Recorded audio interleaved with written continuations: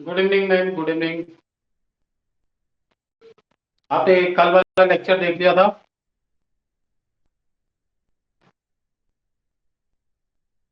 Surabhi ma'am, कल आप शायद अपसेंट थे ना क्लास में। रेंज निकालने वाला टॉपिक चल रहा था। मेरी आवाज क्लियर है?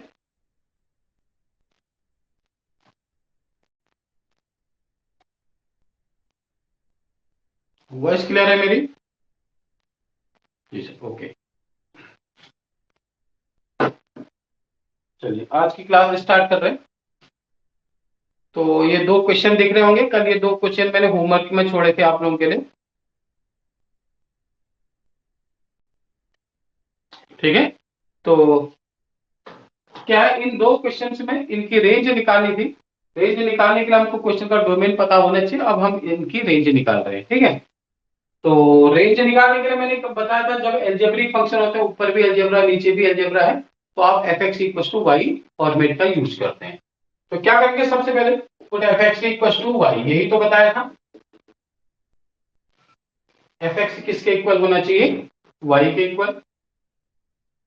तो यहाँ पे एफ एक्स क्या है, 1/1 माइनस एक्स स्क्वायर है, इसको वाई के इक्वल किया। तो वाई वन इक्वल टू होगा y minus x square y. क्या हो रहा है मालूम है? रेंज निकालने का प्रोसेस है। एफ एक्स को वाई के इक्वल रखो, आगे इससे सॉल्व करिए और एक्स की वैल्यू निकालिए वाई के टर्म में। तो यहां से ये इधर आएगा, तो एक्स स्क्वायर वाई हो जाएगा, इधर बचेगा वाई माइनस वन। तो एक्स स्क्वायर होगा y minus one upon y. तो दिस इंप्लाइज एक्स हो जाएगा under root of y minus one whole upon y. ठीक है, चलिए। तो जब आप एक्स की वैल्यू वाई के टर्म में निकाल दे रहे हैं, उसके बाद आपको चेक करना होता है कि y की किस वैल्यू के लिए x डिफाइन है। ठीक है। तो अब इस पूरे को डिफाइन होने के लिए क्या होना चाहिए, y की जिस वैल्यू के लिए x डिफाइन होगा वो उसकी रेंज हो जाएगी। तो डिफाइन होने के लिए क्या होगा, y minus one upon y क्या होना चाहिए, जीरो या जीरो से बड़ा होना चाहिए, क्योंकि रूट के अंदर हर नंबर पॉजिटिव होना चाहिए और पॉजिटिव नंबर ही जीरो या जीरो से बड़ा होगा। ठीक है।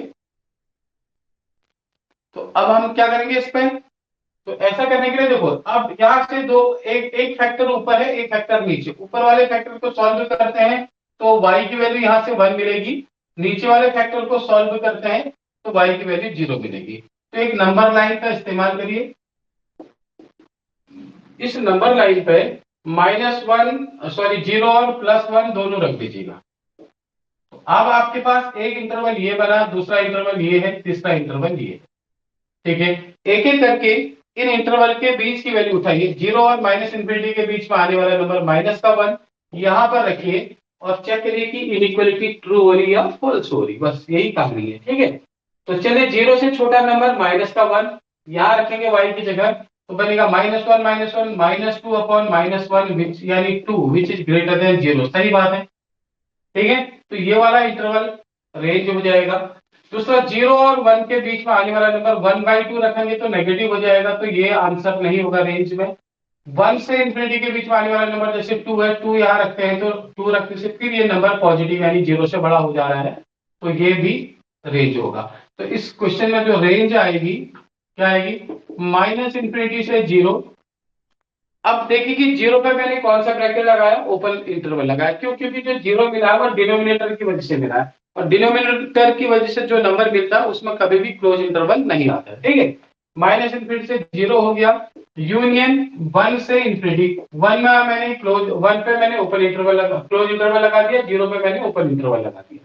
वन में मैंने क्लोज क्यों लगाया, क्योंकि वन इंक्लूड होएगा, होगा हो जाएगा, क्योंकि वो न्यूमिनेटर की मदद से मिल रहा है। जो न्यूमिनेटर की मदद से मिलेगा वो इन्वॉल्व यानी इंक्लूड हो जाता है, उसमें क्लोज ब्रैकेट का यूज करते हैं। और जो डिनोमिनेटर की मदद से मिलता है नंबर, वहां हमेशा ओपन इंटरवल आता है। ठीक है, ध्यान रखना है इस चीज का। तो ये इस सवाल की रेंज है, माइनस इंफिनिटी से zero, union one two infinity. Same इसी क्रम में अगला क्वेश्चन अपना एक और दिया था, आप इसको ट्राई करिए। अगला सवाल है, f x equal to x square upon one plus x square. इस क्वेश्चन है, इसकी रेंज क्या है ये बतानी है आपने। इस क्वेश्चन की रेंज बतानी है। इसको नोट करें और इसकी रेंज निकालने की कोशिश करें।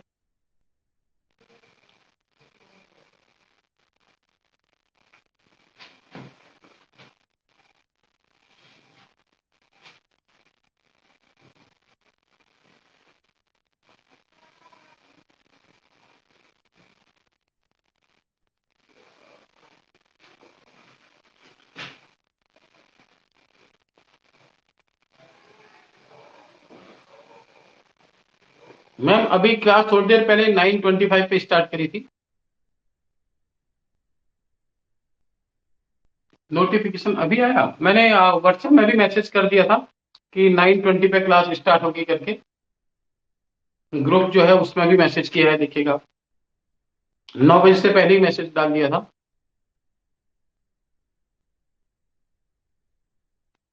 मैं इंस्टीट्यूट में था, मुझे आने में थोड़ा लेट हो गया था ना, तो इसलिए मैंने मैसेज ग्रुप में भी भेजा था आप लोगों के लिए 9:20 पे क्लास स्टार्ट होगी करके।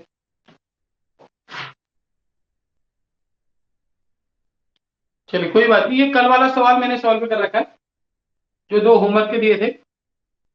उसका रेंज है -∞ से 0 यूनियन 1 to इंफिनिटी। जो क्वेश्चन था f x equal to 1/1 minus x square वाला, और दूसरा सवाल ये है f x x square upon 1 plus x square. इसकी रेंज क्या होगी ये आपने सॉल्व करना है।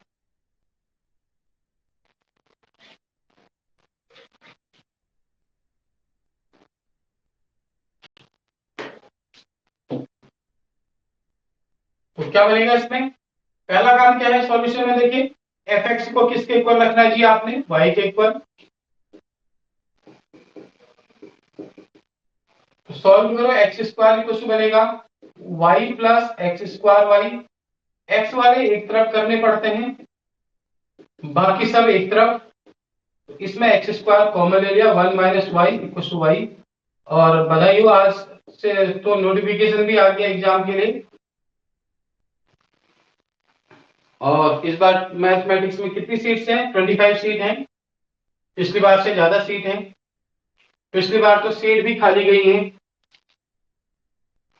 इस बार ऐसी उम्मीद नहीं है कि सीट खाली जाएंगी, क्योंकि इस बार मेहनत करनी है, जब ऐसे करनी है कि बस क्लियर नहीं आ पास। तो x equal to under root of y upon 1 minus y, ये x की वैल्यू आ गई, y upon root of y upon 1 minus Y.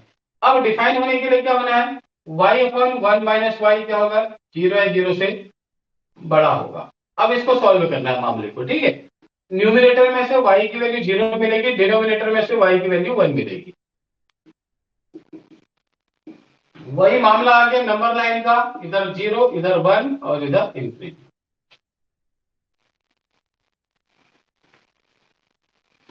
तो पहला इंटरवल है -∞ से 0 के बीच में। तो देखिए -∞ से 0 के बीच में आने वाला नंबर माइनस का 1 यहां रख लो, ऊपर -1 नीचे 1, माइनस माइनस प्लस 1, यानी कि नेगेटिव हो जाएगा, तो ये इंटरवल हट गया। देख रहे हैं ना, ठीक है। ये वाला इंटरवल इस समय हट चुका है, क्योंकि नीचे अगर y की जगह -1 रख रहे हैं तो माइनस माइनस प्लस 1, ऊपर -1 नीचे 2, ओवरऑल नेगेटिव हो गया। क्या नेगेटिव नंबर 0 से बड़ा होता है? बिल्कुल नहीं, तो ये इंटरवल हट गया। दूसरा 0 से 1 के बीच में आने वाला नंबर 1/2, ऊपर रखिए 1/2, नीचे 1 माइनस 1/2। ओके, ये भी पॉजिटिव ये भी पॉजिटिव, तो 0 से बड़ा आ गया जी। तो ये वाला इंटरवल आंसर हो जाएगा 0 से 1, ठीक है। फिर 1 से इंफिनिटी के बीच में आने वाला नंबर 2, ऊपर 2 आएगा तो नीचे 1 माइनस 2 हो जाएगा। तो फिर क्या 0 से बड़ा है? बिल्कुल नहीं है, ऊपर पॉजिटिव नीचे नेगेटिव, तो कोई भी नेगेटिव नंबर 0 से बड़ा हो ही नहीं सकता है, ठीक है। तो इसका आंसर क्या होगा, 0 to 1 होगा। कितना आ गया, 0 to 1। तो इसकी रेंज क्या आ जाएगी, 0 से लेके 1। ओके, अब 0 to 1 में देखो 1 कहां से मिल रहा है, डिनोमिनेटर से। तो ये ब्रैकेट 0 से 1 कौन सा ब्रैकेट आ जाएगा, ओपन इंटरवल आ जाएगा इधर, ठीक है। 1 क्योंकि डिनोमिनेटर की वजह से मिला है, और जब जब डिनोमिनेटर से कोई नंबर मिलेगा तो वहां हमेशा, ठीक है, बहुत बढ़िया, 0 to 1। सपना में ब्रैकेट देखो 0 to 1 है ना, लेकिन 0 में कौन सा ब्रैकेट है? ब्रैकेट का बड़ा गेम है डोमेन रेंज निकालने के लिए, ठीक है। आप कब कौन सा ब्रैकेट यूज करेंगे इस बात का ध्यान रखना है। अगर हम यहाँ पर ओपन ब्रैकेट लगा देंगे तो ये सवाल गलत हो जाएगा, इधर भी, इधर क्लोज आएगा, इधर ओपन आएगा, तो 0 to 1 इसकी रेंज है। ठीक है, एक इंपॉर्टेंट क्वेश्चन फिर आपको दे रहा हूं, डोमेन रेंज निकालनी है।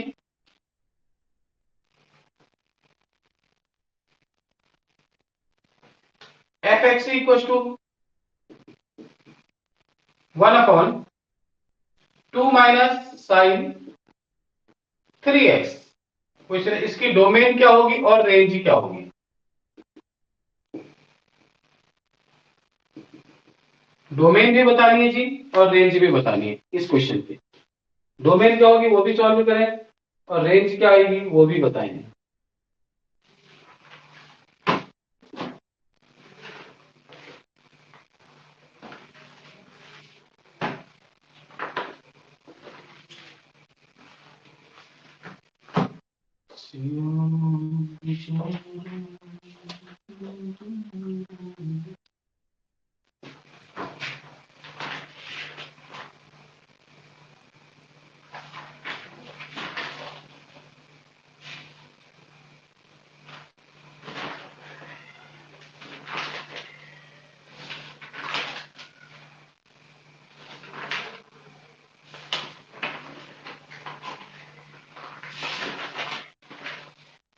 कर सकते हैं फटाफट ट्राई इसको, आसान क्वेश्चन है।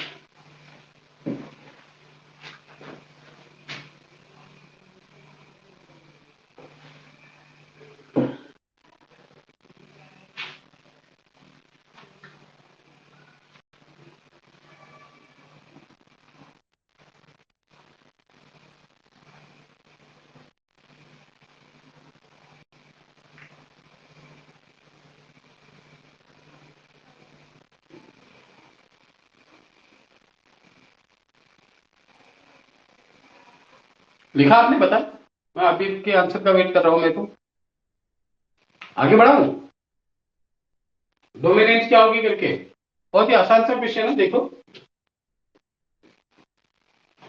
यहां पर ट्रिग्नोमेट्रिक फंक्शन भी इन्वॉल्व हो गया, ठीक है। साइन क्या लिखा अपन में, साइन 3x लिखा हुआ है। देखो आपने ये तो सुना होगा साइन थीटा की मिनिमम वैल्यू क्या होती है -1, मैक्सिमम वैल्यू क्या होती है 1, for all theta belong in are.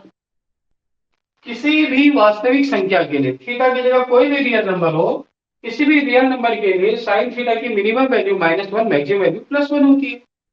यानी साइन थीटा माइनस हमेशा -1 से 1 के बीच में बिलोंग करता है, for all theta belong in are. Theta की हर किसी वैल्यू के लिए, हर किसी रियल नंबर के लिए साइन थीटा की वैल्यू हमेशा -1 से +1 होती है।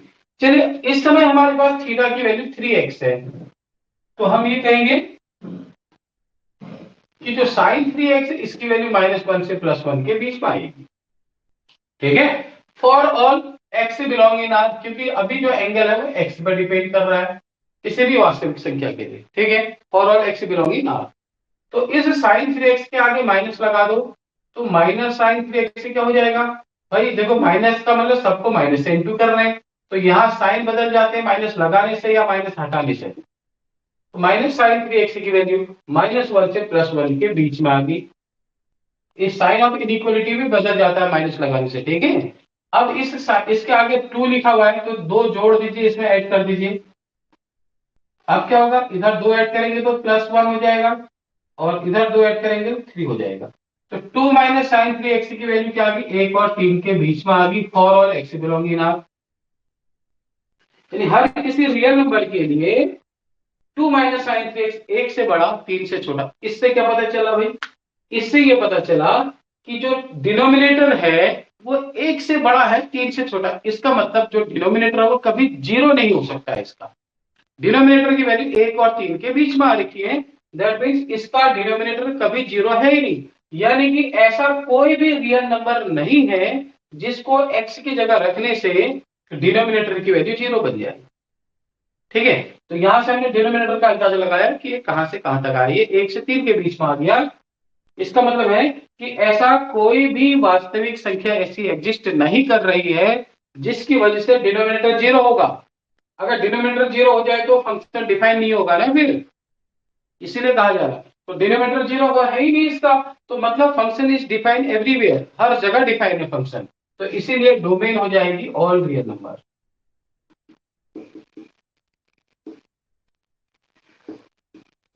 ऑल रियल नंबर इसकी डोमेन हो जाएगी।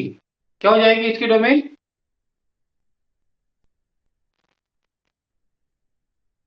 बिल्कुल नहीं पड़ेगा। एंगल चेंज करने से साइन थीटा की वैल्यू में सर कोई इफेक्ट नहीं पड़ेगा। नहीं पड़ेगा जी, बिल्कुल नहीं पड़ेगा। कैसे? क्योंकि एंगल कुछ भी है, ये तो ऑल रियल नंबर की बात हो रही है। ये रियल नंबर जो भी था, अगर आपने रियल नंबर पाई बाई 6 से ले लिया तो उसको 3 से मल्टीप्लाई कर दो, पाई आ गया। फॉर ऑल के लिए यूज हो रहा है, दुनिया के सारे रियल नंबर के लिए हो रहा है। तो अब एंगल कुछ भी कर दो, क्या फर्क पड़ गया, उसके अंदर दुनिया के सारे नंबर आ ही रहे। ठीक है, इसलिए तो चलिए आगे बात समझ में। डोमेन क्या है? ऑल रियल नंबर आ गई इसकी। गुड, ठीक है। अब डोमेन ऑल रियल नंबर आगे पता चल गया, क्योंकि डिनोमिनेटर की वैल्यू 1 और 3 के बीच में आ रही है। अब हमको रेंज बताना है, तो रेंज क्या आएगी इसके? देखो, अगर हमको इसकी रेंज ढूंढनी है तो रेंज क्या होगी? रेंज निकालने के लिए क्या करते हैं, फंक्शन की वैल्यू देखनी कहां से कहां तक चलेगी। ओवरऑल की वैल्यू, ओवरऑल इस पूरे को एफ एक्स से बना है, इसी से आगे कंटिन्यू कर लेते हैं जी। अभी आपको पता चला कि 2 माइनस साइन 3x की वैल्यू 1 से बड़ी है, 3 से छोटी है। ये पता चला कि नहीं चला? चला। चलो अब हम क्या करते हैं, इसका डिनोमिनेटर क्या है? 1 है, इसका रेसिप्रोकल करेंगे तो कितना आएगा? 1/2 माइनस साइन 3x करेंगे। भाई रेसिप्रोकल क्यों किया? क्योंकि उल्टा करने से ही तो ये मिलेगा हमको। तो जब उल्टा करें तो 1 का उल्टा 1, 3 का उल्टा 1/3। अब बड़ा नंबर कौन है? देखो 1/3। अब ये बड़ा हो गया, इससे बड़ा 1 हो गया। एक से बड़ा 3 है, जैसे रेसिप्रोकल करेंगे पॉजिटिव नंबर का तो जो बड़ा नंबर होता है वो छोटा हो जाता है, छोटा वाला बड़ा हो जाएगा। अगर आपने कहा 3 बड़ा है 2 से, उल्टा कर दो, 1/3 1/2। कौन बड़ा है? देखो 1/2 बड़ा हो गया। ठीक है, ध्यान रखना है। चलिए, तो अब यही ना, और यही जो पार्ट मैंने लिखा हुआ है यही तो आपका एफ एक्स है। तो एफ एक्स की वैल्यू कहां से कहां तक आ गई? देखो 1/3 से 1 तक आ गई, 1/3 से 1 तक आ गई। तो इसके यानी एफ एक्स की वैल्यू जहां से जहां तक आ रही वही रेंज है। तो रेंज क्या है? 1/3 से 1। तो इसलिए अगर इसकी रेंज लिखने के लिए कहा जाए तो इसकी रेंज है 1/3 से 1, क्लोज इंटरवल के अंदर। ठीक है, इस फंक्शन की रेंज क्या आ गई? 1/3 से 1 आ गई। उम्मीद कर रहा हूं समझ में आ गई होगी कहानी।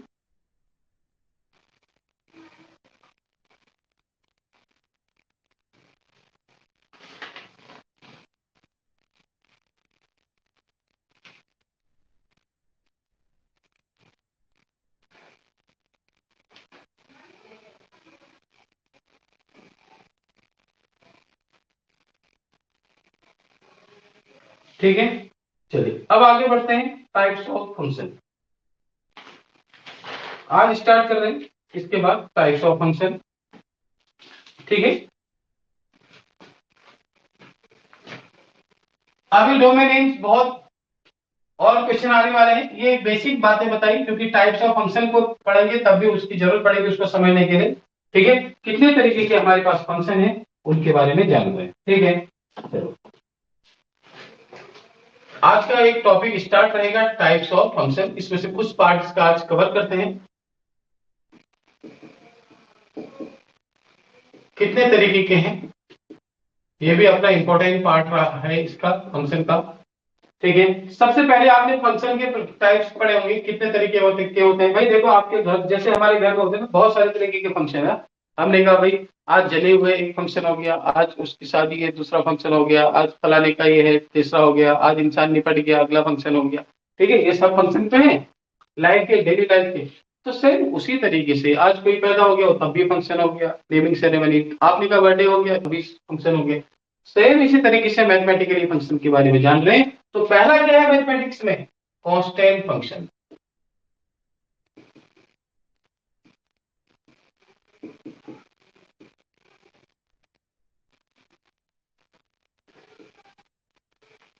पहला है कांस्टेंट फंक्शन, दूसरा इसके आगे आएगा आइडेंटिटी फंक्शन। एक एक करके इनको और इनकी प्रॉपर्टी के बारे में रिसर्च करनी है आज हमने, जितना भी लेक्चर होगा। ठीक है, तीसरा है modulus function,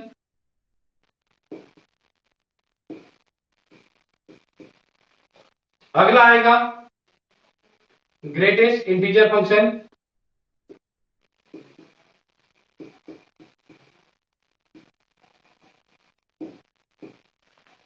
greatest integer function आया, और इसके बाद इसको आप फ्लोर फंक्शन भी कह देते हैं। ठीक है,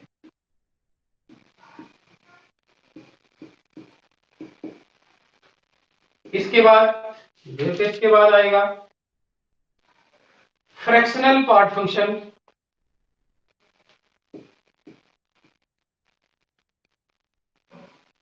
फ्रैक्शनल पार्ट फंक्शन भिन्नात्मक फलन के नाम से जानते हैं इसे।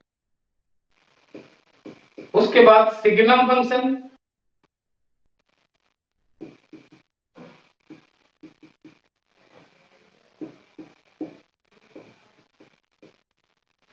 ठीक है, then exponential function,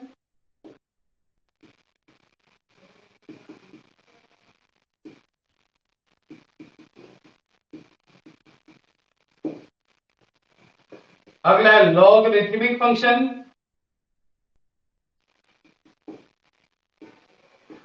logarithmic function,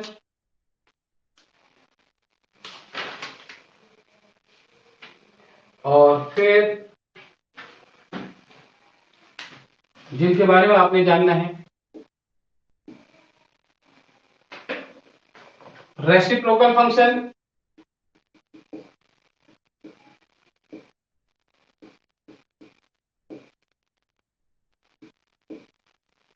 ठीक है। अच्छा, square root function, trigonometry function, inverse trigonometry function, इनको यहां नहीं मेंशन कर रहे हैं। ठीक है, ये तो सभी हैं। चलिए, फिर बारी आएगी पीरियोडिक फंक्शन, किसका पीरियड कितना होता है ये देखना पड़ता है। ठीक है,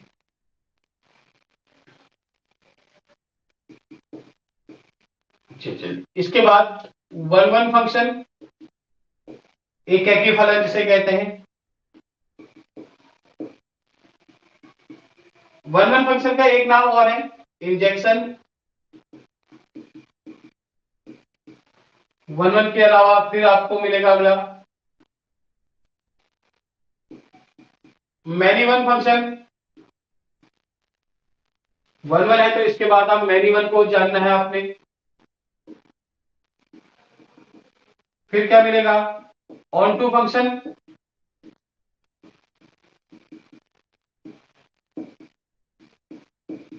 इनटू फंक्शन। ठीक है, चलिए, ऑन टू का नाम होता है सरजेक्शन, पहला वाला इंजेक्शन, दूसरा सरजेक्शन। ठीक है, तो अगला 15 नंबर पर आएगा one one onto function. One one onto, जो वन वन भी है ऑन टू भी है, इसका नाम क्या होगा, कि इंजेक्शन और सरजेक्शन से मिलकर बना है। क्या है इसका नाम, बता सकते हैं, क्या बोलते हैं इसको, माइकल जैक्सन। इंजेक्शन सरजेक्शन, इसको बोलते हैं बाइजेक्शन। ठीक है, one one onto function क्या नाम है इसका, बाइजेक्शन। अच्छा, इसी फंक्शन को इन्वर्टिबल भी कहते हैं, ध्यान रखिएगा। इसी फंक्शन का अगला नाम है इन्वर्टिबल फंक्शन। तो सारे हो गए, तो लगभग 50 तरीके के मैंने फंक्शन लिख दिए। One one onto into many one onto, इस तरह से भी आ जाएगा एक मैनी वन ऑन टू। ठीक है, एक हो जाएगा मैनी वन ऑन टू।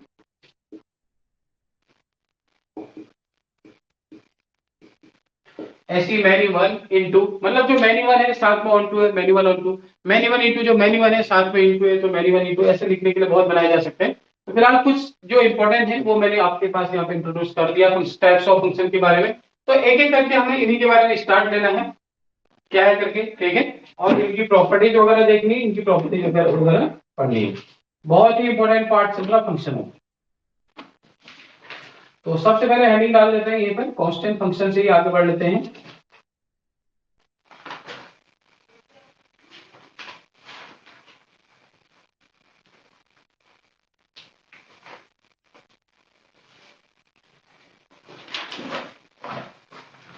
चलिए, अब यहां से सबसे पहले बारी आती है कांस्टेंट फंक्शन, मतलब इसी सीक्वेंस में इसी तरह से आप पढ़िएगा तो आपको सारी चीजें समझ में आती रहेंगी। पहला है कांस्टेंट फंक्शन। तो कांस्टेंट फंक्शन किसे कहते हैं? कोई भी फंक्शन अगर दे रखा आपको f subject R tending R, वो कांस्टेंट कहलाएगा। आर टेंडिंग आर मतलब रियल नंबर की रियल नंबर के साथ मैपिंग कराई जा रही है, ठीक है। अच्छा, मैंने इसमें सिग्नम फंक्शन इंट्रोड्यूस कराया था नहीं कराया था देख लेना, ठीक है। सिग्नम शायद लिखा होगा, सिग्नम फंक्शन के बारे में भी शायद इधर वाले पोर्शन को देख लेना, एक सिग्नम फंक्शन भी होता है, ठीक है, यहीं पर स्टार्ट आ जाएगा। तो कांस्टेंट फंक्शन में देखना, अगर के कोई सपोज के लिए कोई फंक्शन, मतलब ये एफ सजेंट आर टेंडिंग आर अगर दे रखा है, ये कोई फंक्शन है, तो ये इसे कांस्टेंट कहेंगे, इट्स कॉल्ड कांस्टेंट। अगर इसकी वैल्यू क्या मिल जाए, if f x equal to k for all x belonging in R, real number की रियल नंबर से मैपिंग करा रहे हो जी आप, इधर भी रियल नंबर है यानी दुनिया के सारे नंबर, इधर भी रियल नंबर है, ठीक है। अब हो क्या रहा है, किसी भी रियल नंबर की वैल्यू हमेशा क्या आ रही, इधर भी बहुत सारे नंबर हैं, इन सभी की मैपिंग एक ही नंबर से हो रही है बार बार, और वो नंबर है के। तो तब ऐसे फंक्शन को कांस्टेंट फंक्शन कहते हैं। अब यहाँ पर एक बात और ध्यान रखना, फंक्शन कोई भी क्यों ना हो, वो दो ही वैरायटी का होगा। या तो कोई भी फंक्शन, जितने भी मैंने टाइप्स लिखे, वो हर एक फंक्शन या तो वन वन होगा या फिर मैनी वन होगा, ठीक है। फंक्शन जो वन वन होता है वो मैनी वन नहीं होता है, जो मैनी वन होता है वो वन वन नहीं होता है। फंक्शन की एक खासियत यह है, कोई भी फंक्शन जितने भी टाइप के अभी आपको लिखे हैं, वो या तो वन वन होगा या फिर मैनी वन होगा, ठीक है। तो देखो, मैनी मतलब बहुत ज्यादा किसी एक से रिलेशन में है, तो वो मैनी वन फंक्शन है। फंक्शन की शर्त के अकॉर्डिंग, फंक्शन की कंडीशन के अकॉर्डिंग अगर बहुत ज्यादा एक से रिलेशन में है तो वो मैनी वन कहलाता है। ये भी मैनी वन के साथ एक फंक्शन बन गया, ठीक है। कांस्टेंट फंक्शन है, अपने आप में मैनी वन टाइप का भी फंक्शन है, क्लियर हो गया। देखो, इसकी डोमेन क्या होगी, इनमें कुछ फंक्शन ऐसे जिनकी डोमेन के बारे में पता चलेगा। यहाँ इसकी डोमेन क्या होगी, ऑल रियल नंबर, और इसकी रेंज होती है, जो फिक्स नंबर है के, वो इसकी रेंज होती है। रेंज क्या आ गई, के। ये कांस्टेंट फंक्शन, ठीक है। कांस्टेंट फंक्शन का ग्राफ बनाओगे तो देखो, ये ग्राफ क्या होगा, इसकी एक सीधी लाइन आ जाएगी कांस्टेंट, ये इसका ग्राफ है, ठीक है। ये कांस्टेंट फंक्शन है, मतलब के डिस्टेंस ऊपर चला और सीधी एक लाइन चलेगी एक्स एक्सिस के पैरेलल, तो ये अपने आप में कांस्टेंट फंक्शन हो गया, ठीक है। और कांस्टेंट फंक्शन ये कंटीन्यूअस होते हैं, कंटीन्यूअस संतत होते हैं, ठीक है। थोड़ा इसको कंटिन्यूटी और डिफरेंशियबिलिटी से भी जोड़ देंगे तो ये अपने आप में कंटीन्यूअस होगा, क्योंकि इसका ग्राफ बिना ब्रेक किए हुए सीधे चल रहा है, इसका ग्राफ ब्रेक नहीं हो रहा कहीं पे, इसलिए ये अपने आप में कंटीन्यूअस भी है, संतत भी है। पहला फंक्शन पता चल गया, डोमेन क्या होती है, रेंज क्या होती है करके, ठीक है। इसकी रेंज क्या होगी, फिक्स नंबर जो कांस्टेंट था वही। दूसरा लिखा है आइडेंटिटी फंक्शन।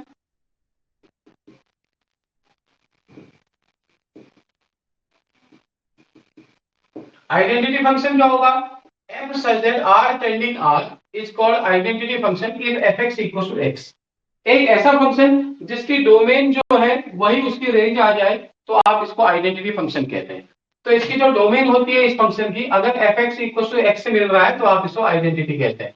तो इसकी डोमेन और रेंज दोनों सेम होती है, ठीक है। जो डोमेन है वही रेंज है। ग्राफ आपको कैसा दिखता है इसका, देखिए भाई, x1 लिखने पे y की वैल्यू वन आएगी, मतलब x की जो वैल्यू रख रहे हैं f1 वन रखोगे तो वन आएगा, टू रखोगे तो टू आएगा, ये टू रखने पे टू आ रहा, जीरो रखने पे जीरो आ रहा, तो इनको मिलाया, माइनस वन रखने पे माइनस वन आएगा, ये ठीक है। तो ये है आपका identity function f x equal to x करके। डोमेन जो है वही इसकी रेंज है। ये फंक्शन भी अपने आप पे कंटिन्यूअस होता है, ठीक है।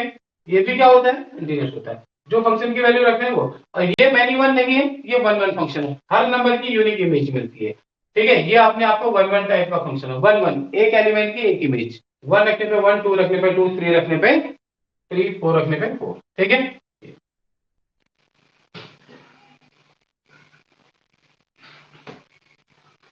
चलिए, फिर आइडेंटिटी फंक्शन, उसके बाद फिर तीसरे नंबर पे मैंने आपको लिखाया होगा, क्या बताया था, मॉड्यूलस फंक्शन।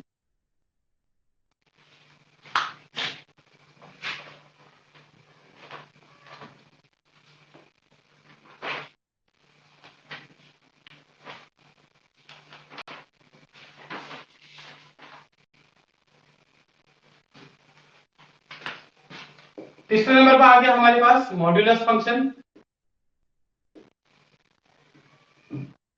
क्या है मॉड्यूलस फंक्शन, देखेंगे, f such that R tending R is called modulus.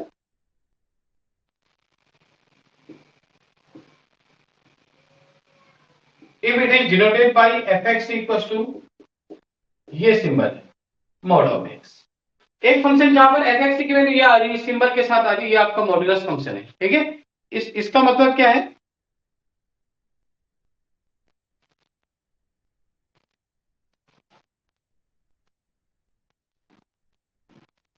Okay अभी कर, आज कर दूंगा मैं, क्वेश्चन सेंड कर दूंगा, कोई दिक्कत नहीं। ठीक है, हो जाएंगे सप्ताह में, आज आ जाएंगे क्वेश्चन। चलिए देखिए, f x equal to mod x लिखा, इसकी क्या वैल्यू हो जाएगी, देखो, एक बार प्लस एक्स, दूसरा माइनस एक्स। प्लस एक्स का मतलब है जब एक्स जीरो या जीरो से बड़ा होगा, माइनस एक्स का मतलब होगा जब एक्स जीरो से छोटा होगा। तो ये अपने आप में मॉड्यूलस फंक्शन कहलाता है। ग्राफ इसका देखेंगे तो ये इस तरह से वी शेप बनाता है। ठीक है, मतलब एक्स जीरो, एक्स यानी जीरो रखने पे जीरो मिलेगा, वन रखने पे वन आएगा, टू रखने पे टू आएगा, माइनस वन रखोगे तो माइनस वन रखोगे तो यहाँ पर माइनस वन का मोड यानी प्लस वन आ जाएगा, माइनस टू रखने पे प्लस टू मिल जाएगा। तो ये मॉड्यूलस फंक्शन होता है। इसकी खासियत क्या है, ये कंटिन्यूअस तो होता ही है,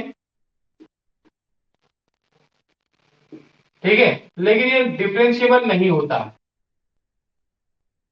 ये नॉट डिफरेंशिएबल है। ध्यान रखना, ये फंक्शन डिफरेंशिएबल नहीं है, ये लेक्चर में पूछा गया भी गया है, एलटीए लेक्चर में कहीं तक सवाल भी है ना, कि मॉड एक्स कहां पर डिफरेंशिएबल नहीं है, जहां पर एक कॉर्नर बनाएगा, कॉर्नर पॉइंट पे ये ऐसी ये फंक्शन कभी डिफरेंशिएबल नहीं होगा, जहां पर कॉर्नर बनाएगा, जैसे कहां पर बना रहा है, जीरो पे, तो ये जीरो पे डिफरेंशिएबल नहीं है। क्लियर, तो ये है आपका मॉडुलस फंक्शन। अब इसमें बहुत सारी चीजें जानने को मिलती हैं। इसका, इसकी डोमेन क्या होती है, देखिएगा, डोमेन होती है इसकी ऑल रियल नंबर, कुछ भी रख सकते हैं आप दुनिया का कोई भी नंबर, लेकिन इसकी रेंज जो होगी वो केवल पॉजिटिव रियल नंबर, रेंज इसकी कभी भी नेगेटिव नहीं आएगी, तो रेंज इसकी पॉजिटिव रियल नंबर है।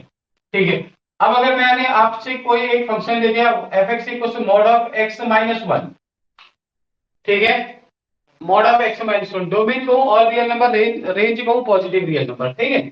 तो चलिए, अगर आपसे कहूंगी ये फंक्शन कंटिन्यूअस होगा, ऑफ कोर्स कंटिन्यूअस होगा, लेकिन अगर डिफरेंशिएबिलिटी की बात करें तो डिफरेंशिएबल नहीं होगा, अवकलनीय नहीं होगा। कहां पर नहीं होगा, देखो कहां पर, ये जीरो का x minus one equal to zero कर देता है, एक्स इक्वल टू वन, यानी इस पॉइंट वन पे एक्स की वैल्यू वन कहां पर आ रही है, एक्स वाले यहां पर ये वी शेप बना देगा। ठीक है, तो इस पॉइंट पे जहां पर एक्स की वैल्यू वन आ रही है, वहां पर ये डिफरेंशिएबल नहीं होगा, यानी जिस पॉइंट पर अंदर वाले नंबर को जीरो रखो और एक्स की वैल्यू निकल के आएगी, वहां पर कॉर्नर बनाएगा, उस पॉइंट पे ये फंक्शन डिफरेंशिएबल नहीं होगा। समझ बात को, चलिए आगे बढ़ते हैं। इसकी प्रॉपर्टी में बहुत सारी मॉड फंक्शन की बहुत सारी प्रॉपर्टीज रहती हैं। देखो प्रॉपर्टी क्या है, देखिए, पहली प्रॉपर्टी, अगर कहीं पर मॉड ऑफ एक्स लिखा है तो इसका मतलब है रूट ऑफ एक्स स्क्वायर, ऐसा लिख सकते हैं आप, ठीक है, मॉड एक्स को। दूसरा है, इसकी अपनी प्रॉपर्टी है, अगर mod of x less than equal to a, तो इसका मतलब एक्स की वैल्यू माइनस ए से प्लस ए तक चलेगी। अगर mod x greater than equal to a, तो इसका मतलब x less than equal to minus a greater than equal to plus a, ठीक है। और तीसरा है, mod x plus y equal to mod x plus mod y होता है किसी रियल नंबर के लिए, फॉर रियल नंबर एक्स और वाई, एक्स और वाई अगर दो रियल नंबर हैं तो तब ऐसा हो जाता है, यहाँ पर एक्स भी जीरो या जीरो से बड़ा, वाई भी जीरो या जीरो से बड़ा होगा, या फिर दोनों जीरो से छोटे हो जाएंगे इस केस में। इसका मतलब क्या हुआ कि जो एक्स है वो भी जीरो या जीरो से बड़ा, वाई भी जीरो या जीरो से बड़ा होगा, तभी ऐसे सेपरेट होते हैं, ठीक है। या फिर दोनों नंबर जीरो से छोटे हो जाए तो तब mod x plus y equal to mod x plus mod y होता है। ठीक है, और अगला mod x plus minus y की अगर बात करें तो ये क्या होता है, less than equal to mod x plus mod y होता है। अगर लेस देन इनइक्वालिटी की बात करें, दो नंबर के मॉडुलस में एक्स प्लस माइनस वाई करें तो less than equal to mod x plus mod y, मतलब mod x plus y mod x plus mod y से छोटा हो जाएगा। ठीक है, और यहीं पर इसी की एक प्रॉपर्टी ये ऐसे भी लिखी जा सकती है कि mod x plus minus y ये बड़ा किससे होगा, अगर ये कहा जाए तो mod x minus mod y से बड़ा होगा, या इसके होल मॉड से भी बड़ा होगा। Mod x plus minus y की अगर बात करें तो greater than equal to mod x minus mod y, इस किसी भी रियल नंबर के लिए कंडीशन इसकी सेटिस्फाई हो रही होती है। ठीक है, इसके अलावा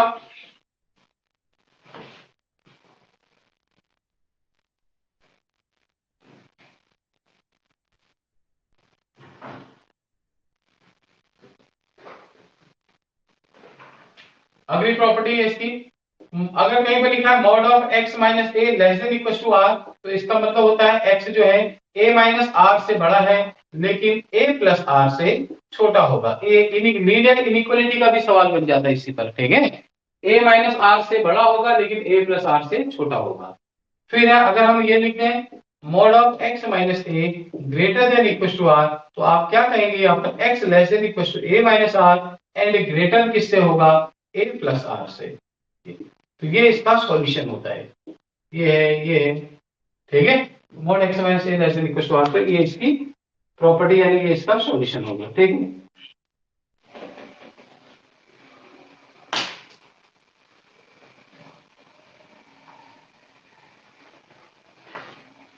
फिर इसके बाद नेक्स्ट प्रॉपर्टी, फिर इनमें अगला टॉपिक बन जाता है मॉडुलस फंक्शन। उसके बाद आपको बताया है ग्रेटेस्ट इंटीजर फंक्शन क्या होता है, उसके बारे में जानते हैं। अगला है ग्रेटेस्ट इंटीजर फंक्शन।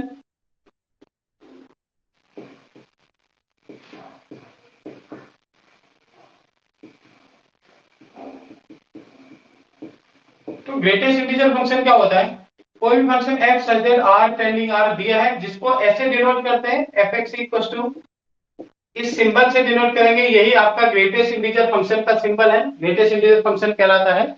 इसका क्या मतलब है, इसका मतलब है and defined x,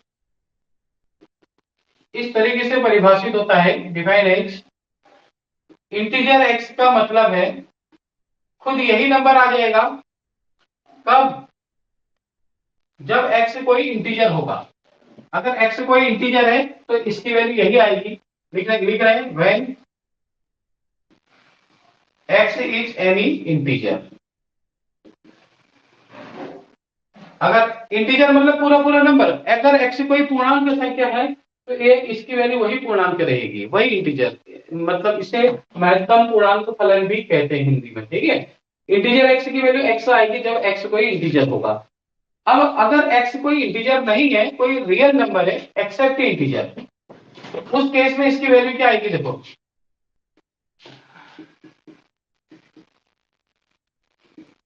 integer less than x, x से छोटा इंटीजर, इसकी वैल्यू होती है कब, when x is any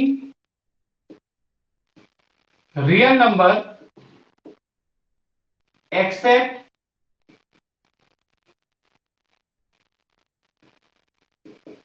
integer. अगर x कोई रियल नंबर है इंटीजर के अलावा, तो जो भी इंटीजर की आप बात कर, जो भी x है उससे छोटा, जस्ट छोटा जो इंटीजर होगा वो इसकी वैल्यू होगी। फॉर एग्जांपल आपने 2 लिखा तो इसकी वैल्यू 2 होगी, आपने 3 लिखा तो इसकी वैल्यू 3 होगी। अगर आपने 2.9 लिख दिया तो 2.9 तो एक वास्तविक संख्या है ना, रियल नंबर है ना इंटीजर के अलावा, तो इसकी वैल्यू 2.9 से छोटा इंटीजर क्या होता है 2। मतलब अपने से लेफ्ट साइड का नंबर, जब आप नंबर 9 पे लिखेंगे पूरे पूरे नंबर की वैल्यू तो वही नंबर हो जाता है। अगर जैसे ये 0 है, ये 1 है, ये 2 है, मैंने कहा ये 0.9 की का इंटीजर क्या होगा बोल दिया तो आंसर क्या आएगा 0। अगर मैं कहूँ 1.1 का इंटीजर क्या होगा तो आंसर 1 आ जाएगा, इससे छोटा 1 है। तो अपने से लेफ्ट साइड का इंटीजर इसकी वैल्यू होती है, ये ग्रेटेस्ट इंटीजर फंक्शन की कहानी। ठीक है,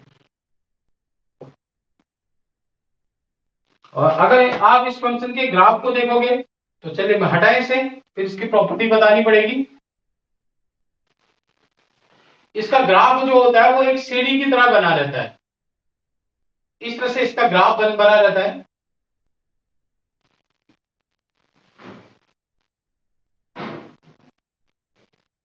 क्यों बनता है भैया? ये 0 से लेके 1 तक के जितने भी नंबर होंगे उन सभी की वैल्यू 0 आएगी। ये एरो जहां की ओर जा रहा है वहां तक, ये 1 है, ये 2 है, 1 और 2 के बीच में जितने भी नंबर होंगे उन सभी का ग्रेटेस्ट इंटीजर 1 आएगा। यहाँ पर 1 है, यहाँ पर 2 है, इस तरह से। ठीक है, -1 -2। तो 1 और 2 के बीच में जितने भी नंबर आएंगे, जैसे 1.9 का की वैल्यू भी 1 आएगी, 1.5 की वैल्यू भी 1 आएगी, 1.1 की वैल्यू भी 1 आएगी, 1 की वैल्यू भी 1 आएगी। ठीक है, और यहाँ पर ये 1 के पास में 0 बना रखा है, दैट मीन्स 1 की वैल्यू 0 नहीं होगी, बल्कि 1 की वैल्यू ऊपर 1 आएगी। ठीक है, 2 के पास में यहाँ पर 0 है, मतलब अगर यहाँ देखेंगे तो 2 के ऊपर ठीक 0 होगा, क्योंकि 2 की वैल्यू 1 नहीं होगी, 2 की वैल्यू यहाँ पर होगी, एरो यहाँ लगा है। ठीक है, 2 के ऊपर ही, तो ये एरो बताता है। ठीक है, तो अब इसे स्टेप फंक्शन भी कहा गया, स्टेप सीढ़ी जैसी बनी पड़ी है। ठीक है, और अब फ्लोर फंक्शन इसलिए कहते हैं क्योंकि नीचे वाली वैल्यू में हमको आंसर देना होता है, इस वजह से। चलिए, अब इसमें एक बात और, अगर ये कंटिन्यूअस कहां पर है, अगर कंटिन्यूटी और डिफरेंशियबिलिटी की अगर बात करें तो ये क्या होता है, ये पर्टिकुलर ये जो इंटरवल दे रखे हैं, इन्हीं इंटरवल पे ये कंटिन्यूअस है। ये हर नंबर पे कंटिन्यूअस नहीं होता है। जैसे ये जो इंटीजर नंबर है, 1 है, 2 है, 3 है, 4 है, तो जितने भी इंटीजर नंबर होते हैं उन पे ये कभी भी कंटिन्यूअस नहीं होता है। क्यों नहीं होता है? क्योंकि अगर आप कंटिन्यूअस के लिए left hand limit right hand limit निकालने की कोशिश करोगे ना, अगर आप एक नंबर 2 की बात करें तो 2 पे एलएचएम निकालने की कोशिश करेंगे तो क्या आएगा, 2 माइनस एच, 2 से कम हो गया, 2 माइनस एच मतलब 2 के लेफ्ट साइड का नंबर होगा तो उसका ग्रेटेस्ट इंटीजर 1 आएगा। लेकिन जैसे 2 प्लस एच की बात करोगे तो 2 के राइट हैंड साइड में कोई नंबर होगा तो उसका ग्रेटेस्ट इंटीजर तो 2 के राइट साइड वाले का तो 2 आ जाएगा। राइट साइड वाले 2 के राइट साइड में जो भी होगा उसका ग्रेटेस्ट इंटीजर 2 मिलेगा, 2 के लेफ्ट साइड में जो होगा उसका 1 मिल जाएगा। तो लेफ्ट हैंड लिमिट अगर 2 की देखा जाए तो 1 आ गई, राइट हैंड लिमिट देखी तो 2 आ गई। तो लेफ्ट हैंड लिमिट और राइट हैंड लिमिट इक्वल नहीं है तो कंटीन्यूअस नहीं होगा। तो इसलिए ग्रेटेस्ट इंटीजर फंक्शन जो होते हैं कंटीन्यूअस नहीं होते हैं। कहां पर नहीं होते हैं?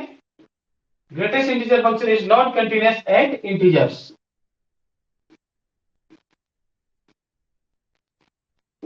ठीक है, तो लेकिन इन इंटीजर के बीच में जो रियल नंबर आ रहे हैं, इन रियल नंबर पे ये कंटिन्यूअस, क्योंकि यहाँ इसका ग्राफ लगातार चल रहा है बस। पर्टिकुलर 1 और 2 के बीच में अगर किसी ग्रेटेस्ट इंटीजर की बात करें, 1 और 2 के बीच में क्या कैसा नेचर होगा, कंटिन्यूअस होगा। ठीक है, तो कंटिन्यूअस है तो डिफरेंशियबल होगा ही होगा फिर वो, क्योंकि जो डिफरेंशियबल फंक्शन होते हैं वही कंटिन्यूअस होते हैं। ठीक है, डिफरेंशियबल फंक्शन हमेशा कंटिन्यूअस होते हैं। अगर एक कंटिन्यूअस कोई फंक्शन दिख रहा है तो दैट मीन्स वो डिफरेंशियबल भी था। ठीक है, जहां पर वो कंटिन्यूअस होगा वहां डिफरेंशियबल होगा, और जहां पर वो कंटिन्यूअस नहीं है ना, अब कोई भी फंक्शन अगर हमने कहा कि जो मतलब ये कंटिन्यूस जो भी डिफरेंशियबल फंक्शन होते हैं वो कंटिन्यूअस होते ही होते हैं, राइट। ठीक है, अगर किसी पॉइंट पर वो कंटिन्यूअस नहीं है, नहीं दिख रहा है, तो दैट मीन्स फिर वहां वो डिफरेंशियबल भी नहीं होगा। डिफरेंशियबल फंक्शन हमेशा कंटिन्यूअस हो जाते हैं, क्योंकि अगर कंटिन्यूअस नहीं दिख रहा है तो उस पॉइंट पे फिर वो डिफरेंशियबल नहीं होगा। क्या लिखेगा? ठीक है, डिफरेंशियबल नहीं होगा तो दैट मीन्स कंटिन्यूअस, फिर उस पर कंटिन्यूअस अगर नहीं दिख रहा तो ये इस बात को एक बार श्योर हो जाता है कि वहां पर फिर डिफरेंशियबल नहीं होगा। हाँ, अगर सॉरी, एक बात मैंने स्टेटमेंट गलत बोल दिया। गलत क्या बोला कि कंटिन्यूअस है तो डिफरेंशियबल होगा ही होगा, ऐसा नहीं, डिफरेंशियबल है तो कंटिन्यूअस होगा ही होगा। जैसे इस इंटरवल पे इसकी कंटिन्यूटी बरकरार है, ठीक है, तो इतने ही इंटरवल पे इसका डिफरेंशियबिलिटी भी हो जाएगी, क्योंकि इस इंटरवल पे इसमें कोई कॉर्नर पॉइंट नहीं बन पा रहा है, यूनिक टेंजेंट चल रही, इसलिए डिफरेंशियबल हो जाएगा। ठीक है, ये ध्यान रखिएगा। तो हर कंटिन्यूअस फंक्शन डिफरेंशियबल होगा जरूरी नहीं है। हाँ, डिफरेंशियबल है तो कंटिन्यूअस होता ही होता है, क्योंकि जैसे मॉड एक्स का ग्राफ देखा वो कंटिन्यूअस तो है बट डिफरेंशियबल नहीं है ना, एक्स इक्वल टू 0 पे। हाँ, अगर ये पता चल जाए कि कंटिन्यूअस नहीं है किसी पॉइंट पे तो दैट मीन्स डिफरेंशियबल भी नहीं रहा है।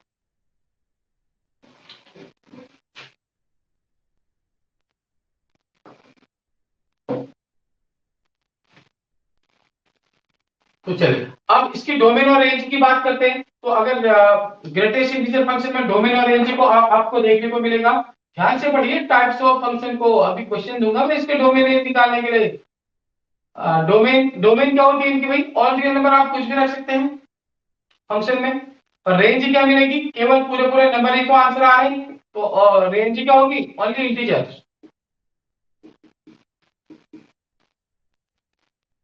ओनली इंटीजर्स, केवल इंटीजर ही इसके आंसर होते हैं। इंटीजर प्लस माइनस कुछ भी आ सकते हैं, ओनली इंटीजर इसके आंसर आएंगे, ठीक है।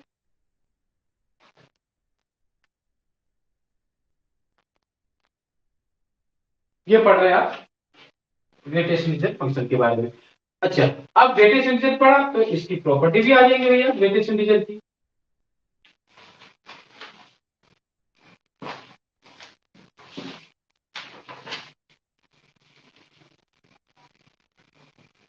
चलिए अब है properties of greatest integer function.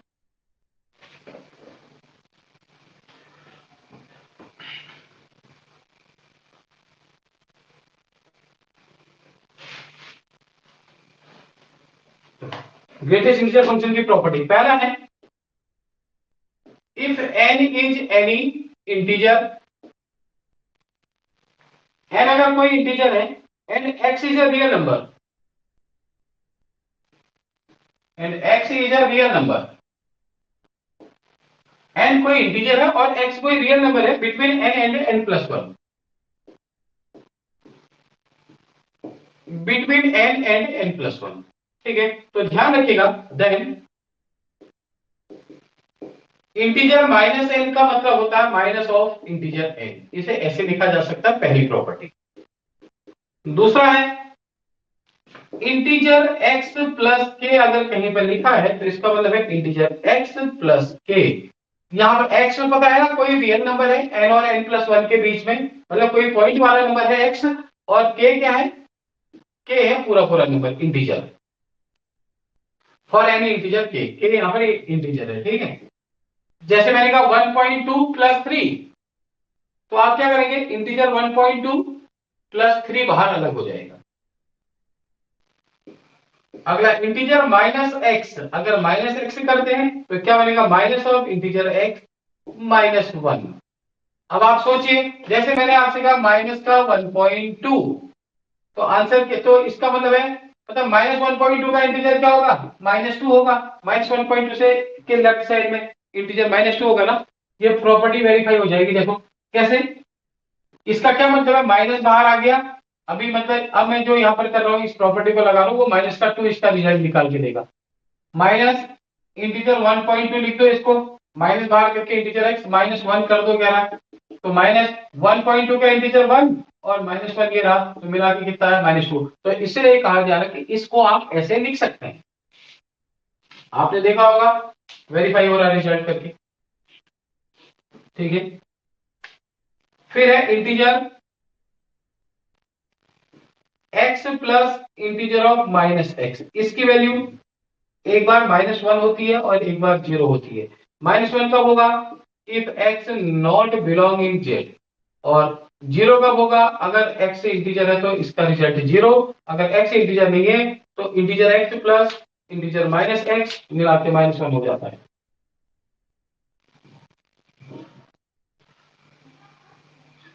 Property number 5,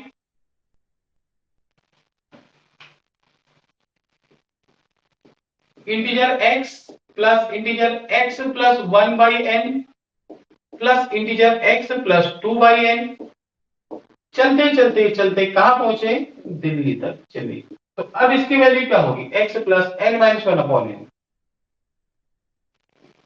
इस पूरी की वैल्यू क्या होगी, x प्लस n-1/n। तो ये पूरा जो होता है इंटीजर n इंटू एक्स के बराबर हो जाता है, इसके इक्वल होता है n इंटू एक्स के इक्वल, ठीक है। अब देखो क्या यूज है इसका, अगर मैं आपसे एक क्वेश्चन को करने के लिए दे दो, यहीं पे बोल दूं कि ये इसका क्या जवाब होगा। क्वेश्चन रहेगा मेरे पास जैसे इंटीजर 3/4, देखो प्रॉपर्टी कैसे लगती है, साथ साथ देखना, 3/4 प्लस 1/100 प्लस 3/4 प्लस 2/100 प्लस चलते चलते चलते कहां पहुंचे, पहुंच गए आज प्रथमा में। तो कितना आया, 99/100 आया। और इस पूरे की वैल्यू क्या होगी आपसे कहा, इस पूरे को ऐड करके बताएं इसका रिजल्ट क्या होगा। तो ठीक इसके जस्ट ऊपर जो दिख रहा है इसको अप्लाई कर दो। भाई x की जगह 3/4 है, x क्योंकि अपॉन वाला नंबर है, ठीक है, पॉइंट वाला नंबर है तो ये पॉइंट वाला चल रहा। 1/n, 1/n, n अपने पास 100 दिया हुआ है और ये प्रॉपर्टी चलनी चाहिए, अगर नीचे 100 है तो 100 से n-1, मतलब नीचे n है तो ऊपर n-1 होना चाहिए, नीचे 100 है तो जस्ट ऊपर 99 होना चाहिए तभी, ठीक है, तब ये प्रॉपर्टी लगेगी। तो ये किसके इक्वल हो रहा है, n इंटू एक्स के बराबर हो रहा है। चलिए n की जगह आपके पास 100 है और x की जगह आप 3/4 का इस्तेमाल करना, कितना होगा, इंटीजर 100 इंटू 3/4, चलिए डिवाइड करो 25 इंटू 3, 75, इसका आंसर 75 का इंटीजर 75 ही होता है, ये इसका आंसर आ गया। अगर ऐड करने के लिए बोला जाए तो ये इसका रिजल्ट है, ठीक है। तो उम्मीद करता हूं समझ में आ गई होगी कहानी ग्रेटेस्ट इंटीजर फंक्शन की।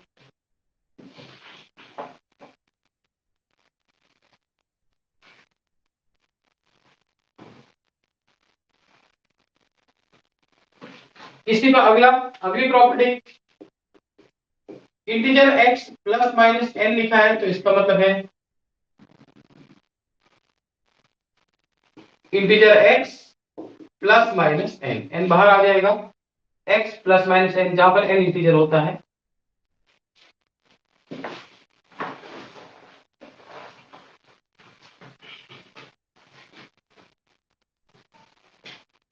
अगला है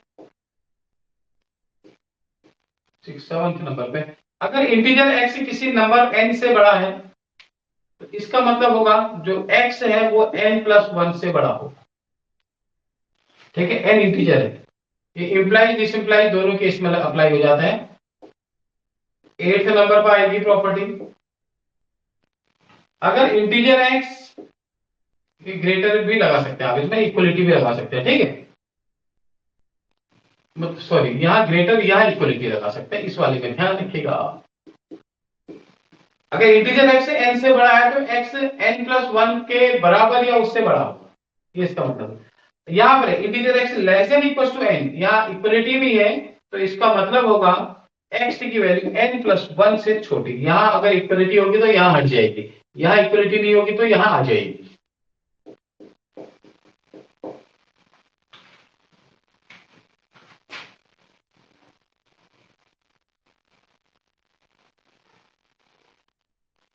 अगला है इंटीजर x की अगर बात करें तो इसे आप ऐसे भी लिख सकते हैं, equal to integer x/2 plus integer x+1/2 इसके बराबर होता है, इन दोनों का टोटल इसके इंटीजर x आ जाएगा।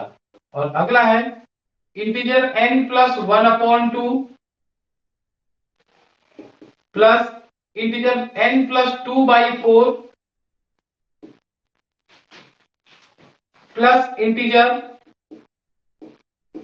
n/4/8, देख रहे ना, n+1 n+2 n+4, 1 का डबल 2, 2 का डबल 4, 4 का डबल 8 ऐसे चल रहा है, 2 4 8 ऐसे चल रहा है, प्लस सो ऑन। इसी क्रम आप आगे बढ़ेंगे तो इस पूरे की वैल्यू किसके बराबर आएगी, इस n के बराबर हो जाती है, किसके बराबर, n के बराबर हो जाएगा, ठीक है। और एक इंपॉर्टेंट पार्ट और इसमें रह जाता है कि 11वें नंबर पे जो प्रॉपर्टी है वो बनेगी, देखो जो इंटीजर x होता है इसको और एक दूसरा रियल नंबर y ले लिया, इन दोनों को अगर आप जोड़ देंगे, integer x plus integer y कर देंगे तो ये इससे बड़ा होता है कौन सा, इंटीजर x+y, मतलब दो अलग अलग इंटीजर को अलग अलग जोड़ रहे हैं इंटीजर निकालने के बाद, तो उससे अगर x+y देखेंगे तो बराबर या बड़ा होगा, कभी ये वाला छोटा भी हो सकता है, और इससे बड़ा निकल के आएगा क्या, integer x plus integer y +1 कर देंगे तो और भी बड़ा, तो ये तो ऑब्वियस है, इससे तो बड़ा ये होगा ही होगा, पर ये नंबर इससे भी बड़ा होता है, ठीक है, इस बात का ध्यान रखना। तो ये ग्रेटेस्ट इंटीजर फंक्शन से रिलेटेड कुछ इंपॉर्टेंट प्रॉपर्टीज थी जो मैंने आपको बताई, यहाँ पर डिस्कस करी। तो आज की क्लास, अब काफी टाइम हो रहा है, इतना ही आज की क्लास में ग्रेटेस्ट इंटीजर फंक्शन की प्रॉपर्टी तक, आप इन प्रॉपर्टीज को ध्यान में रखिएगा। और इससे रिलेटेड मैं एक क्वेश्चन आपको आपके लिए दे देता हूं, अगर आपने कर दिया तो बहुत बढ़िया है क्वेश्चन, ठीक है। ये आज की क्लास का होमवर्क रहेगा। क्वेश्चन ये है कि अगर y इक्वल टू ये दिया है twice of integer x plus 3, ये दिमाग लगाने के लिए क्वेश्चन है, ठीक है। y equal to twice of integer x plus 3, और दूसरा है y equal to 3 times of integer x minus 2 plus 5, then value बतानी है इंटीजर x प्लस वाई किसके इक्वल होगा। दिमाग लगाने वाला क्वेश्चन है, अगर है तो ठीक है। इंटीजर x प्लस वाई की वैल्यू बतानी, आपके पास अलग अलग इसके ऑप्शन है। पहला ऑप्शन है 7, दूसरा है 11, तीसरा है 14 और चौथा है 15, ठीक है। ये क्वेश्चन है आज का, और ये इसके ऑप्शन है 4। तो सभी लोग, आप लोग जितने भी हैं, जो भी लेक्चर देखें इसमें जरूर कोशिश करें। इसके बाद कल की क्लास का देखते हैं कैसा भी होगा। ओके सर, इतनी प्रॉपर्टी कैसे लर्न करेंगे? बहुत कुछ नहीं है इसमें, बहुत आसान है। देखिए इतनी प्रॉपर्टी में भी आपको बता देता हूं। चलो प्रॉपर्टी नंबर 6 नंबर ये इंपॉर्टेंट रहेगी, 10th वाली इंपॉर्टेंट रहेगी। देखो पढ़ने की कोशिश करो, मैं तो आपको कहां से बहुत बढ़िया चीजें बता रहा हूं। आप शायद ये प्रॉपर्टी आपने देखी भी नहीं होगी, इससे पहले देखी हो, सॉरी ऐसा कहना भी गलत है, ठीक है, पढ़ी भी होंगी, कोई बात नहीं। एक है, एक है, एक है, एक है, एक इससे जस्ट पहले बताई थी, जिसमें मैंने 3/4 वाला क्वेश्चन अप्लाई किया था। बहुत इंपॉर्टेंट, ये 4 प्रॉपर्टी एटलीस्ट कम से कम याद रहनी चाहिए, ठीक है, ग्रेटेस्ट इंटीजर फंक्शन में, जो बहुत बार क्वेश्चन में अप्लाई हो जाता है। और एक वो इंटीजर एक्स प्लस के करते हैं, तो ये मतलब ये है बात, देखिए आगे एक्स प्लस के या एक्स माइनस के करते हैं, तो ये वाली तो इसमें लिख दी मैंने। ये है, ये और ये 3, ये है, एक है 4, एक जस्ट इसके ऊपर 5। तो ये 5 प्रॉपर्टी 2-4 बार लिखो, इनको पढ़ो साथ में। कई बार हमारे सर सौरभ प्रीति सर बीच बीच में मेडिटेशन भी करा रहे हैं, तो आप लोग भी ऑनलाइन भी उनका मेडिटेशन फॉलो कर सकते हैं, क्योंकि हम लोग उसको भी करते हैं। उससे क्या है, मेमोरी को शार्प करने के लिए, मतलब माइंड इधर उधर थोड़ा डिस्ट्रैक्शन नहीं। अब तो आप इस एज में क्या डिस्ट्रैक्शन होता है, मतलब फिर भी कि आपकी जो मेमोरी है वो तेज रहे और शार्प बनी रहे, ठीक है। चीज में फालतू थॉट्स ना आए, अपने सब्जेक्ट से रिलेटेड विचार आए, सब्जेक्ट से रिलेटेड थॉट आए। जितना हम ज्यादा प्रैक्टिस करेंगे, तो आप देखो मेडिटेशन क्या ना, आप एक बैठ के हम आंख बंद करके भी मेडिटेशन करते हैं, और कई बार आप उसी मेडिटेशन में जब आप क्वेश्चन करने लगते हैं, क्वेश्चन में ही जब इतना ज्यादा बार बार क्वेश्चन के ही बारे में, अपने सब्जेक्ट के बारे में सोच रहे हैं, तो वो भी एक तरीके का मेडिटेशन आपका हो जाता है, जो आपको सारी चीजें फिर याद करा देता है। और ये दिमाग में रोकने के लिए हमारे पास जरूरी है कि आप लोग मेडिटेशन जरूर किया करें। हमारे सर जो नॉलेज एक्शन केजे के साथ में, हमारे साथ में एक और मित्र है हमारे बहुत खास, सौरभ प्रीति सर, तो वो ऑनलाइन मेडिटेशन भी करा रहे थे। अभी तो ऑनलाइन मेडिटेशन कुछ दिनों से ब्रेक हो रखा है। पिछले 6 महीने से मॉर्निंग जब एनटी का पेपर था, सारे स्टूडेंट को करा रहे थे 4 बजे। अभी भी आप बीच में कुछ ऐसा ही अगर अरेंजमेंट बनेगा, तो दिन में जब भी आप लोगों को टाइम हो तो ऐसी भी व्यवस्था करा देंगे, है ना। तो वो बहुत जरूरी है। आप लोगों को 2-3 सिटिंग भी आप करेंगे, सीख लेंगे, फिर आप घर में भी उसको फॉलो करें, तो उससे मेमोरी थोड़ा सा शार्प हो जाती है, चीजें एकदम लर्न हो जाती है। हम लोग भी देखिए सुबह से कंटिन्यूस पढ़ा रहे हैं, अभी भी पढ़ा रहे हैं, उसका यही योगदान है कि हम थोड़ा मेडिटेशन को फॉलो करते हैं। अभी 10:30 का टाइम के आसपास का टाइम हो गया होगा रात का, है ना, इस वजह से सुबह से फिर क्लास लेनी है, इस वजह से। चलिए ठीक है, मिलते हैं कल, या फिर अगला जो नेक्स्ट वीक मंडे से, जैसा भी टाइम मिलता है। कल लास्ट सैटरडे है, देखते हैं ना, अगर कल वाली क्लास होगी तो ठीक है, अदरवाइज मंडे से फिर क्लास शुरू कर देंगे। और 4 या 5 क्लासेस करने की कोशिश करेंगे हफ्ते में। और अभी ठीक टाइम हो रहा है, आप लोग पढ़ रहे हैं, अभी आपके पास सफिशिएंट टाइम है। आप पहले पेपर जो इसका जो प्री वाला पार्ट है उसकी भी तैयारी करें, और अभी से अपने सब्जेक्ट में भी तैयारी करें। मैं देख रहा था लास्ट ईयर बहुत सारे बच्चों जिनका प्री निकला, वो सब्जेक्ट ही क्लियर नहीं कर पाए। अरे हद होगी भाई, आप पढ़िए ना, अपना सब्जेक्ट पढ़िए, सब्जेक्ट तो आपका होना चाहिए एटलीस्ट, है ना। अब वो प्री वाला और सब्जेक्ट वाला ऐसा कॉम्बिनेशन बना रखा है कि जो मतलब जिनका ठीक है, उधर के जो उत्तराखंड या इधर स्टेट के अदर एग्जाम की तैयारी कर रहे थे, वो तो सब्जेक्ट को उधर पहला पेपर क्लियर कर लिए, लेकिन मेन पेपर में पीछे रह गए, वहां क्वालिफाइंग वाले मार्क्स भी नहीं आए, सीटें खाली जा रही है। तो ऐसा नहीं करना है, तो टाइम ले अब। लेकिन वो सारे बच्चे जो सोचेंगे कि अब हम पहले प्री क्लियर करते हैं उसके बाद तैयारी करते हैं, 90% केसेस में वो उनका नहीं होना है सिलेक्शन। ये बात सुनने से और लगेगी उनको, बच्चों को बुरा भी लगता है, लेकिन जो रियलिटी है, फैक्ट पे मैं बात कर रहा हूँ कि जो रियलिटी है उस वही घटना बता रहा हूं। 2 महीने, 3 महीने, 4 महीने के समय में इतना ज्यादा सिलेबस नहीं किया जा सकता कवर, इतना ज्यादा क्वेश्चंस हैं, इतने ज्यादा क्वेश्चन का लेवल है, वो सारी चीजें इतना परफेक्शन नहीं लाता है। ठीक है, या तो हाँ आप लोग कुछ इस तरह के स्टूडेंट रहे हैं कि अब भाई अब या टीचर हैं या कहीं पढ़ा रहे हैं और इस लेवल में पढ़ा रहे हैं कि आप बच्चों को वहां पे एनडी की तैयारी करा रहे हैं, लेवल में पढ़ा रहे हैं या जे मेंस लेवल में पढ़ा रहे हैं, तब तो आपकी तैयारी चल रही है, आप 2 महीने भी अपने को समय देंगे, क्लियर कर ले जाएंगे। लेकिन आप केवल एनसीईआरटी के भरोसे बैठ के 2 महीने के अंदर या 3 महीने के अंदर आप सोचेंगे कि लेक्चरर का एग्जाम निकलेगा उत्तराखंड में, तो इसकी संभावना केवल 10% हो सकती है निकलने की, 90% ना निकलने की चांस। निकलने के लिए आपको अभी से प्रॉपर तैयारी करनी है, जो आपको बनाया जा रहा है फॉलो करते रहिए, क्वेश्चन करते रहिए और सब्जेक्ट मैक्सिमम अपने सब्जेक्ट के बारे में सोचिए बस। ठीक है, चलिए कोई बात नहीं, आगे बढ़ते हैं, कल मिलते हैं। आज के लिए इतना ही काफी था। ठीक है, आप सभी लोगों को शुभकामनाएं और गुड नाइट।